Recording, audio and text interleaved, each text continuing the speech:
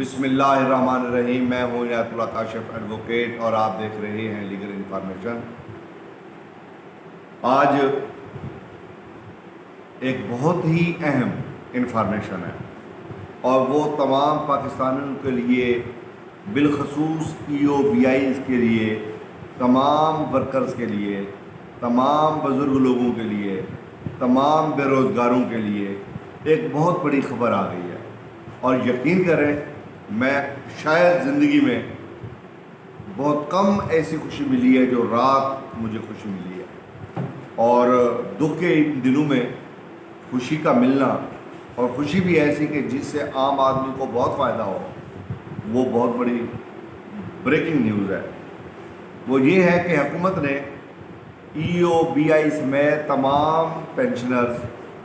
اور جو کھیت مزدور ہیں، بٹھا مزدور ہیں، دیگر مزدور ہیں جو کہیں پر ورکمین کی ڈیفینیشن میں نہیں آتے تھے اور انفارمل امپلائمنٹ میں تھے،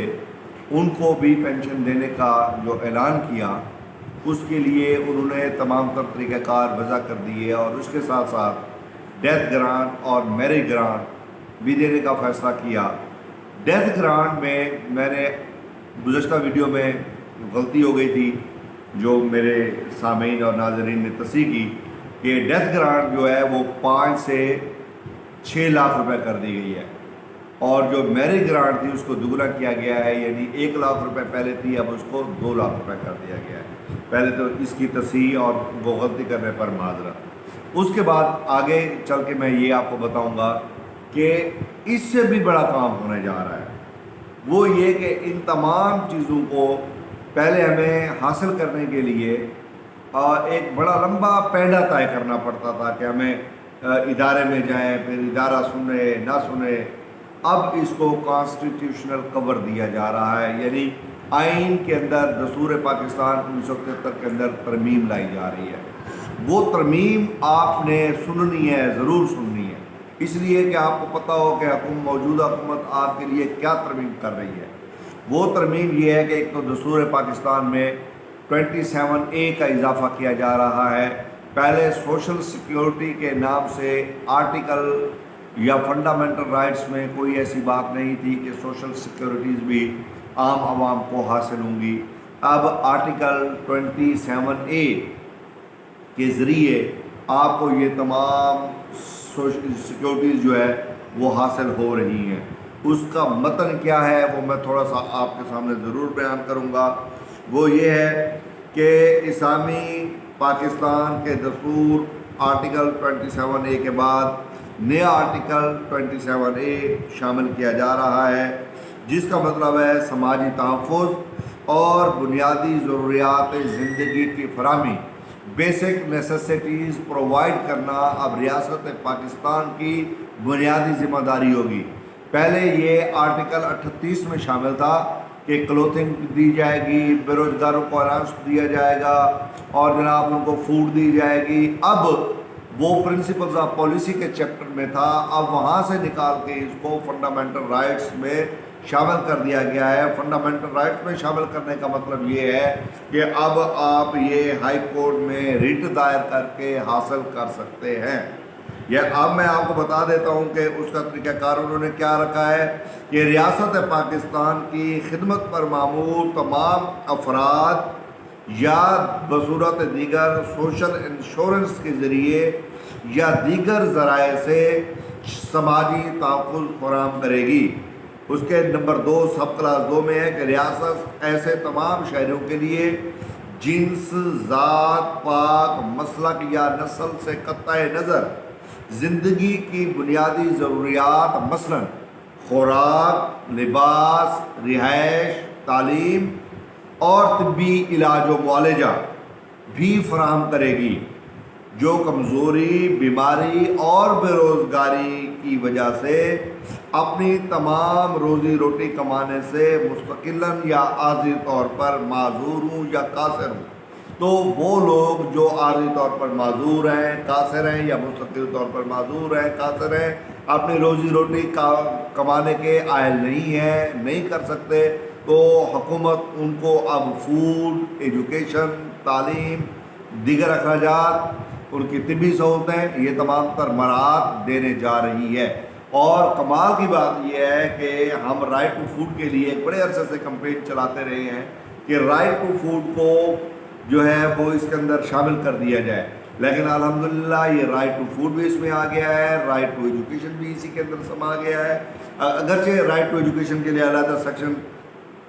آرٹیکل جو ہے وہ 10ویں ترمیم کے ذریعے آ گیا تھا، لیکن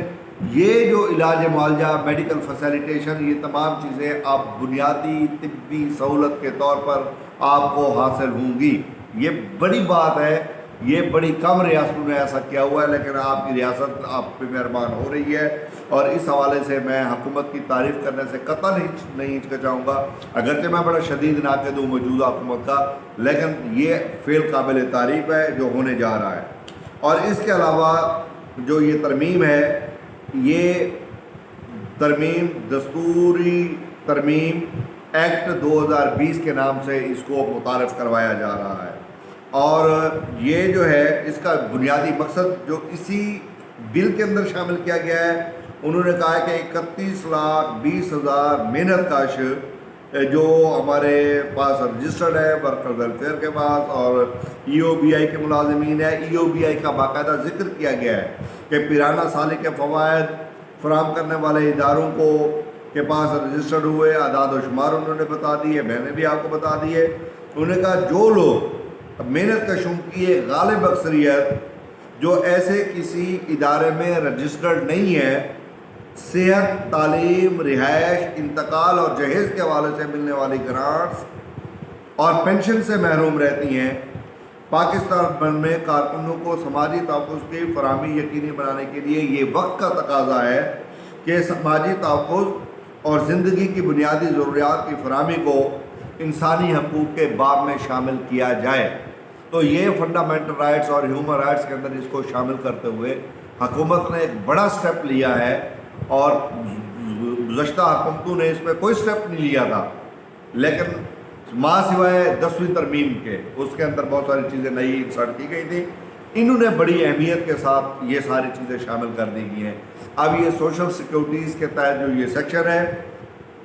27 الف یا 27A یہ بڑا اہم سیکشن جو ہے، یہ بل بنا لیا گیا ہے، تیار کر لیا گیا ہے، قومی اسمبلی میں پیش ہونے جا رہا ہے۔ انشاءاللہ آنے والے دنوں میں ہم یہ بہت بڑی خبر سننے والے ہیں کہ یہ قانون، یہ تمام تر چیزیں جو ہے وہ آئین کا حصہ ہو چکی ہیں۔ آئین کا حصہ بننے سے فائدہ کیا ہوگا؟ آئین کا حصہ بننے سے فائدہ یہ ہوگا کہ عام لوگ، عام آدمی، کامن مین اس سے فائدہ اٹھا سکتا ہے۔ مثال کے طور پہ ایک پولیس FIR درج نہیں کرتی، آپ ہائی کورٹ میں رٹ دائر کرتے ہیں، وہاں سے آرڈر لے آتے ہیں، وہ آرڈر منظور، آپ کا پرچہ درج۔ پولیس نے بندہ اٹھا لیا، جبری گمشدگی ہو گئی، آپ نے ہائی کورٹ میں رٹ دائر کی، ہائی کورٹ کی رٹ منظور ہوئی، اب عدالت نے طلب کیا، طلب کرنے کے بعد آرڈر جاری، کام آپ کا مکمل۔ اسی طرح اگر کسی کو خوراک حاصل نہیں ہے، کسی کو مکان حاصل نہیں ہے، کسی کو رہائش حاصل نہیں ہے، کسی کو بےروزگاری ہے، سبسسٹنس الاؤنس نہیں مل رہا، جو بھی آپ کے ساتھ پرابلم ہوگا، آپ ایک چھوٹی سی رٹ لکھیں گے یا لکھوائیں گے، آپ اپنا وکیل کھڑا کریں گے، وہ ہائی کورٹ میں پیش ہوگا، اور عدالت آپ کے حالت ذات کو مد نظر رکھتے ہوئے وہ رٹ منظور کر لے گی، اور آپ کو انصاف یا جو آپ کا تقاضا ہے وہ پورا کر دیا جائے گا۔ پہلے ایسا نہیں ہوتا تھا، پہلے آپ کو EOBI کے حوالے سے وہ جانا پڑتا تھا، ایکٹ کے ذریعے جانا پڑتا تھا، پھر وہ تمام مراحل سے گزرنا پڑتا تھا، یا پھر وہ عدالت میں ہم جاتے تھے کہ جناب یہ کھانے کے لیے، اس نے کہا جی فنڈامنٹل رائٹ ہے نہیں، پرنسپل پالیسی میں لکھا ہوا ہے، حکومت دے نہ دے ہم تو جی مداخلت نہیں کر سکتے، عدالتیں اکثر اوقات انکار کر دیتی تھی، لیکن اب ایسا نہیں ہوگا۔ خوشی کے اس موقع پہ آپ سے استدعا ہے، چینل کو سبسکرائب کر لیجئے، بیل آئیکن کو بھی پریس کر لیجئے، ویڈیو کو بھی شیئر کر دیجئے، اور چینل پر نئے آنے والے سبسکرائب کریں اور بیل آئیکن کو ضرور پریس کریں۔ اس کے ساتھ ایک اور بات بھی یاد رکھنی ہے کہ جو ہی یہ بل اسمبلی سے پاس ہو کے آئین کا حصہ بنے گا، میں اسی دن انشاءاللہ اس پہ ویڈیو بنا کے اپلوڈ کر دوں گا۔ امید ہے آج کا موضوع آپ کو پسند آئے گا۔ ویڈیو دیکھنے کا بہت بہت